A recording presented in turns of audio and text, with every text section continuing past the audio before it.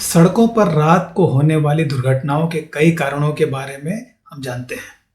आज हम एक ऐसे कारण जिसके बारे में बहुत सारे लोगों को ज़्यादा जानकारी नहीं है, उसकी चर्चा करेंगे।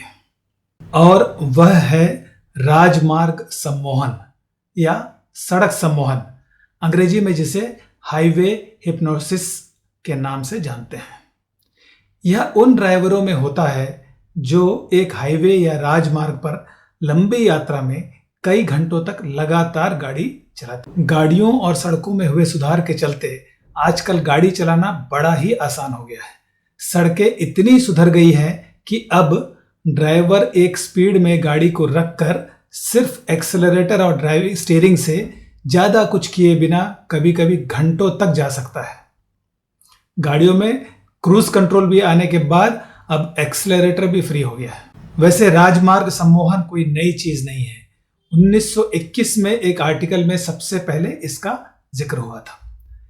1929 में वाल्टर माइल्स ने एक स्टडी किया था रोड हिप्नोटिज्म पर, जिसका टाइटल था स्लीपिंग विथ ओपन आइज, जिसमें कहा गया था कि यह संभव है कि एक ड्राइवर अपनी आंखें खुली रखकर ड्राइविंग की हर गतिविधियों को करते हुए अवचेतन अवस्था में काफी देर तक गाड़ी चलाते हुए जा सकता है। यह एक बहुत खतरनाक स्थिति है, क्योंकि यह जरूरी नहीं कि इस स्थिति में सड़क में आने वाली हर व्यवधानों को ड्राइवर पूरी सुरक्षा से पार कर लेगा। यह एक हाई स्पीड क्रैश का कारण भी बन सकता है। जो ड्राइवर सालों से लंबा सफर करते आ रहे हैं वे इस तथ्य के बारे में बखूबी जानते हैं और एहतियात भी बरतते हैं। यह प्रक्रिया रात में होती है, जब एक ड्राइवर ऐसी सीधी सड़क पर होता है जहां सिर्फ एक्सेलरेटर और स्टीयरिंग से बिना व्यवधान के लगातार गाड़ी चलाई जा सकता है। आजकल तो इस तरह की सड़कें बहुतायत में पाई जाती हैं। इसके साथ ड्राइवर का आरामदायक सीट, एसी का वातावरण और हल्का सा म्यूजिक। कई बार ऐसा होता है कि ड्राइवर को याद ही नहीं रहता कि उसने कैसे 40-50 किलोमीटर के सफर को तय कर लिया। हमारा मस्तिष्क जब यह देखता है कि गाड़ी बिना ज्यादा प्रयास किए हुए चली जा रही है तो वह स्टीयरिंग और एक्सेलरेटर का कंट्रोल अपने हाथ में ले लेता है। आप अपनी आंख जरूर खुली रखते हैं, पर आप अवचेतन मन में रहते हैं। गाड़ी एक प्रकार से ऑटो मोड में चली जाती है और यह इतना स्वाभाविक होता है कि आपको इस प्रक्रिया के बारे में पता ही नहीं चलता। यह प्रक्रिया थकान से होने वाली नींद जैसी नहीं होती है, जिसमें आप गाड़ी का पूरा कंट्रोल ही खो देते हैं। इसमें आपका मस्तिष्क ऑटोमेटिकली कंट्रोल अपने हाथ में ले लेता है। इस दौरान आपको अपने पलकों में भारीपन महसूस हो सकता है। आप पलकें बार बार झपका सकते हैं। आपका ध्यान केंद्रित नहीं रहेगा। साथ में बैठा यात्री यह सोच भी सकता है कि आपको शायद नींद आ रही है। और इस हालत में अचानक गाड़ी के सामने कुछ आ जाए या अचानक एक मोड़ आता है तो आपका मस्तिष्क जाग जाता है। पर जब तक ड्राइवर कुछ कर पाता है, कई बार एक बड़ा हादसा भी हो जाता है। कहना मुश्किल है कि कब एक ड्राइवर इस स्थिति में जा सकता है, पर इस स्थिति में जाने से बचने के कुछ साधारण उपाय जरूर हैं।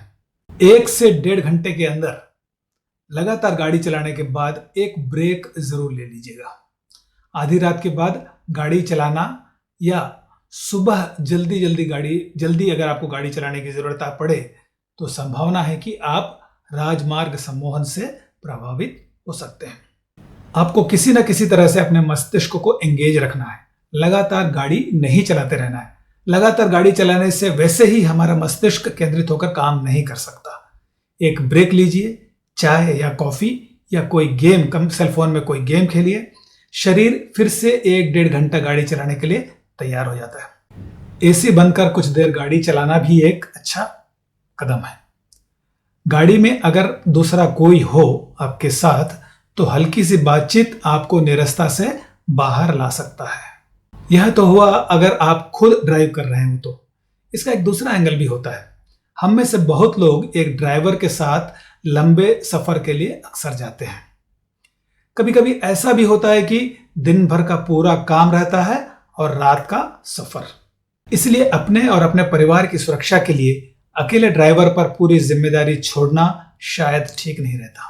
रात में होने वाली दुर्घटनाओं के कारणों में नींद, ध्यान का बंटना, सेल फोन इत्यादि, नशा और राजमार्ग सम्मोहन आदि मुख्य कारण हैं।